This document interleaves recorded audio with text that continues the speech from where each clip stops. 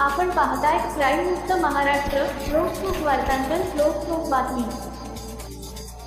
पुण्यातील कात्रज आंबेगाव परिसरात दहशत माजविणारे येनपुरे टोळीचा म्होरक्या पप्पू येनपुरे याला भारती विद्यापीठ पोलिसांनी बारामतीतून बेड्या ठोकल्या आहेत.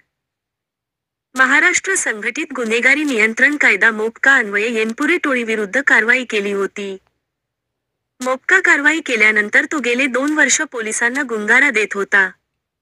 प्रवीण उर्फ पप्पू अनंता येनपुरे वय 30 वर्षे, राहणार सच्चाई मातानगर कात्रज असं अटक करण्यात आलेल्या आरोपीचे नाव आहे. पोलिसांनी दिलेल्या माहितीनुसार प्रवीण येनपुरे याच्यासह साथीदारांविरुद्ध गंभीर गुन्हे दाखल आहेत.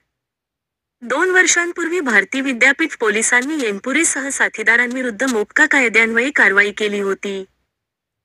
कारवाईनंतर येनपुरे पसार झाला होता. पोलिसांकडून त्याचा शोध घेण्यात येत होता. येनपुरे मोबाईल वापरत नव्हता, तसेच तो वास्तव्याचे ठिकाणही सतत बदलायचा. त्यामुळे तांत्रिक तपासात त्याच्याविषयी फारशी माहिती मिळत नव्हती.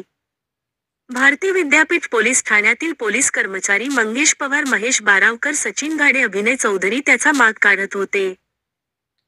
तपास सुरू असताना येनपुरे बारामतीतील नीरा वागस परिसरात वास्तव्यास असल्याची माहिती पोलिसांना मिळाली. त्या माहितीच्या आधारे पोलिसांच्या पथकाने सापळा लावून येनपुरेला नीरा वागस परिसरातून ताब्यात घेतले. ही कामगिरी पोलीस उपायुक्त स्मार्तना पाटील, सहाय्यक आयुक्त राहुल आवारे यांच्या मार्गदर्शनाखाली भारती विद्यापीठ पोलीस ठाण्याचे वरिष्ठ पोलीस निरीक्षक दशरथ पाटील, गुन्हे शाखेच्या पोलीस निरीक्षक संगीता देवकाते, राहुल कुमार खिलारे, उपनिरीक्षक निलेश मायकाशी, पोलीस अंमलदार महेश बारावकर, मंगेश पवार, सचिन घाडे, अभिनय चौधरी, सचिन चोरमोले, सागर बोरगे, चेतन गोरे यांनी केली.